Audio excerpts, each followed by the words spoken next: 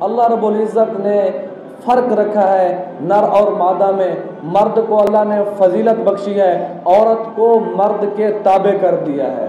الرجال قوامون علی النساء، مرد جو ہے اپنی عورتوں کا نگران ہے. مرد کو اللہ رب العزت نے بہت ساری صلاحیتوں سے نوازا ہے، لیکن آج کچھ بدبخت لوگ اس نعرے میں لگے رہتے ہیں کہ بھی عورت مرد کے برابر ہے. یہ نظام یورپ سے چلا ہے. یہ نظام کو چلانے کے لیے، کیونکہ 13 صدی تک کسی بھی غیر مسلم کو جرت نہیں تھی کہ عورت پہ نظر اٹھا کے دیکھے، اور امت مسلمہ میں حیا باقی، پردہ باقی، اسلامی احکام باقی تھے. لیکن کچھ تاجرون ہیں جو یورپ کے بسنے والے تھے، وہ اپنی زندگی میں جانور بن چکے تھے. ان کے اندر نہ باپ کا تصور ہے، نہ دادا کا تصور ہے، نہ دادی کا تصور ہے. رشتوں کی تو ان کی ہاں قیمت ہی کوئی نہیں ہے. آج پورا یورپ اکثریت جو ان کی ہے وہ بغیر رشتوں کی زندگی گزار رہی ہے. 20-25 سال تک جب تک عورت کے اندر جوانی ہے اس کو اپنے پاس رکھتے ہیں، اس کو بازار کی زینت بناتے ہیں. جب اس کی جوانی ڈھلتی ہے اس کو اولڈ ہوم میں پھینک دیتے ہیں. وہیں یہ اسلام ہے، یہ دین ہے جو ہمیں سکھاتا ہے کہ والدین کی کیا قدر ہے. وہ بتاتا ہے کہ والد تیرے جنت کا دروازہ ہے، اگر والد تیرا تجھ سے ناراض ہے تو سمجھ لے تیرا اللہ تجھ سے ناراض ہے. ان کے ہاں تو یہ کنسپٹ بھی نہیں ہے. وہاں تو والد بوڑھا ہو جائے اس کو اٹھا کے اولڈ ہوم میں پھینک دیا. وہاں تو دادا دادی کا تصور ہی نہیں ہے کہ دادا کون ہے دادی کون ہے. وہاں تو یہ نظام ہے کہ یہ پتہ نہیں ہے کہ یہ بیٹا کس کا ہے. پورے خاندانی نظام کو تباہ کر دیا ہے. لیکن ایک اسلام ہے جو ہمیں خاندان کا نظام سکھاتا ہے، جو ہمیں والدہ کی عزت سکھاتا ہے، جو ہمیں بتاتا ہے کہ تیری والدہ کے قدموں تلے جنت ہے، جو ہمیں بتاتا ہے تیرا باپ تیری جنت ہے، جو ہمیں رشتوں کی تمیز دیتا ہے، جو ہمیں بتاتا ہے یہ تیرا دادا ہے، تیرے باپ کا بھی باپ ہے، یہ بھی تیرے جنت کا دروازہ ہے، یہ تیری دادی ہے، یہ تیری گھر والی ہے. خیرکم من نسائی، تم میں سے بہترین مرد وہ ہے جو عورتوں کی قدر کرے، جو عورتوں کو عزت کرے. تم میں افضل دینار ينفق علی اہلہ، سب سے افضل روپیہ دینار جو ہے وہ ہے جو اپنے گھر والوں پہ خرچ کیا جائے. یہ نظام ہمیں اسلام نے دیا ہے. وہاں نظام اسلام کے خلاف چل رہا ہے تو وہ جانوروں سے بدتر زندگی گزار رہے ہیں. تو آج کچھ ہمارے دانشور لوگ جو اپنے آپ کو پڑھے لکھے سمجھتے ہیں، وہ یہ چاہتے ہیں کہ اسی مغربی تہذیب کو ہم اپنے اندر لائیں. اسی تہذیب کو وہ اسی بات کے ہر بات پہ نعرے لگاتے ہیں. ان کے نعرے تو بڑے اچھے ہوتے ہیں، ظاہری طور پہ تو پلیٹ فارم پہ بڑے اچھے نعرے لگا رہے ہوتے ہیں کہ عورت مظلوم ہے، اس پہ ظلم کیا جاتا ہے، اس کو مردوں کے ساتھ برابر نہیں نکلنے دیا جاتا.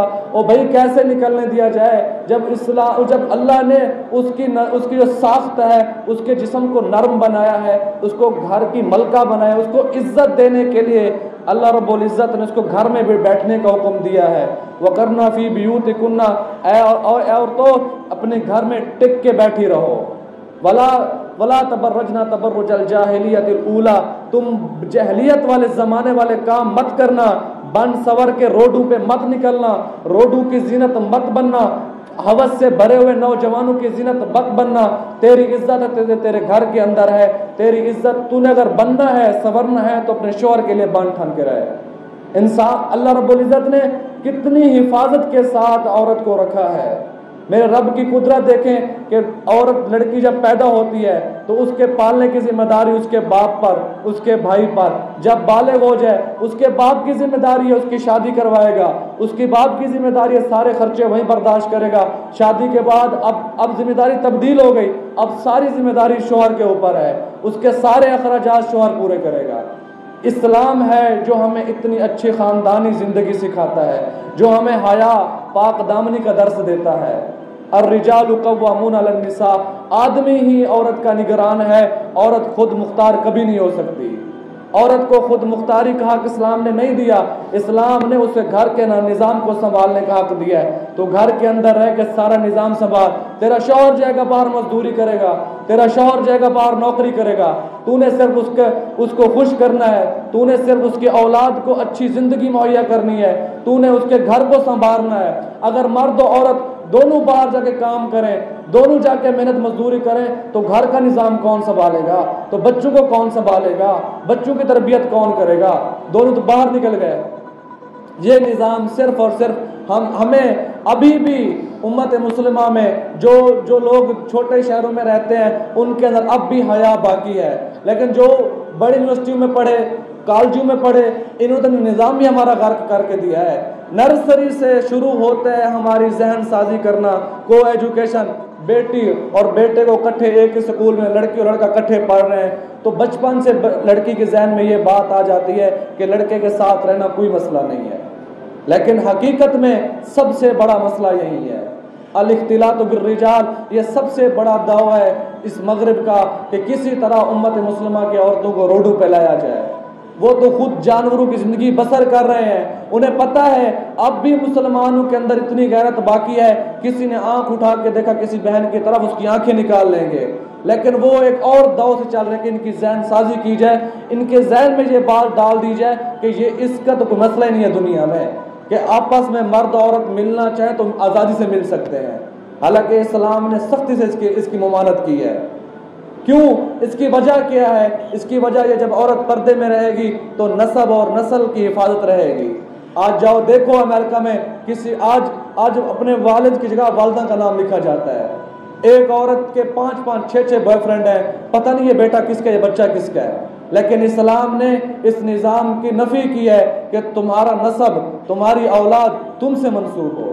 یہ اسلام ہے جو ہمیں عزت والی زندگی سکھاتا ہے، جو ہمیں جانوں سے نکال کر انسانیت والی زندگی سکھاتا ہے، جو ہمیں حقیقت میں اشرف المخلوقات ہونے کا حق دیتا ہے، وہ اسلامی ہے۔ آج تو دنیا میں یہ نظام چل چکا ہے، بھائی مرد سے شادی کرے، عورت سے شادی کرے، جو عین فطرت کے خلاف ہے۔ کیا یہ نظام دنیا ہے؟ کہ یہ زندگی ہے جو جس طرح جانور بدترین زندگی گزارتا ہے، تو آج مغرب کے لوگ اس سے بڑی بدترین زندگی گزار رہے ہیں۔ اب اس کا نظام 13 صدی تک تو کسی کی جرت بھی نہیں ہوئی کہ وہ اس امت مسلمہ پہ ہاتھ ڈال سکے۔ 1912 کے اندر ایک بد کردار، ایک مسلمان امت مسلمہ کا ایک شخص اٹھتا ہے، قاسم امین کے نام سے کتاب لکھتا ہے، کہتا ہے کہ یہ حجاب کے اسلام میں کوئی حکم ہی نہیں ہے۔ 1913 کے اندر اسی مصر کی ایک لڑکی، بدترین لڑکی اٹھتی ہے اور اپنے حجاب کو کھینچ کے پیروں تلے رون دیتی ہے۔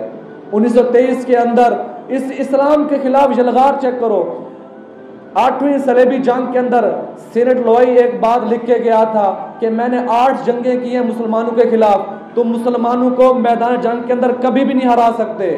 مسلمان جب میدان میں اترتے ہیں تو شہادت کو حاصل کرنے کے لیے اترتے ہیں، ان کے ساتھ فرشتے اترتے ہیں، ان کے ساتھ ان کا اللہ ہوتا ہے، تم انہیں کبھی بھی نہیں ہرا سکو گے۔ ان کو اگر تم ہرانا چاہتے ہو تو ان کے ساتھ نظریاتی جنگ کرو، ان کی سوچ کو بدلو، ان کی ذہن سازی کرو، ان کے لیے ایک ایسا نظام بناؤ یہ خود بخود ہمارے غلام بن جائیں۔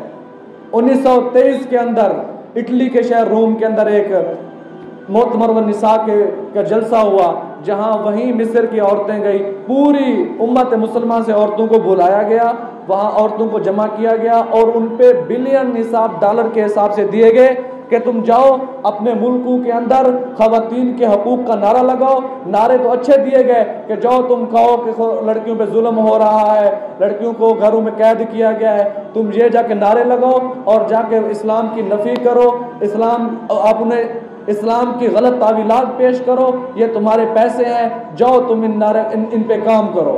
1923 کے بعد جب کام شروع ہوا، سب سے بدترین اس تاریخ میں جو سب سے بڑا گندا اور گھٹیا کام ہوا ہے نا، وہ 1934 کے اندر مصطفیٰ کمال اتاترک نے جب عورت کو حکومت میں آنے کی اجازت دے دی۔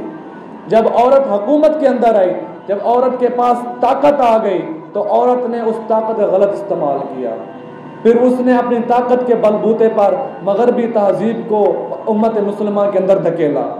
آج بھی ان کی محنت جاری ہے اور یہاں اربوں خربوں ڈالر کے حساب سے خرچ کیا جاتا ہے کہ عورت کو کسی طرح گھر سے باہر نکالو، عورت کو جو حفاظت اسلام نے دیا ہے اس حفاظت کو توڑو، اس کے مرد کو کمزور کرو اور اس کو باہر نکال کے آؤ تاکہ ہم ہوس پوری کر سکیں۔ کیا یہ آزادی ہے کہ ایک عورت اپنے شوہر کے کام کرنے کے بجائے ہوٹل میں ویٹر جا کے ٹھہرتی ہے؟ کیا یہ آزادی ہے؟ کیا تم اسے آزادی کا نام دیتے ہو؟ بس کے اندر ہوسٹس بن جاؤ. کیا تم اسے آزادی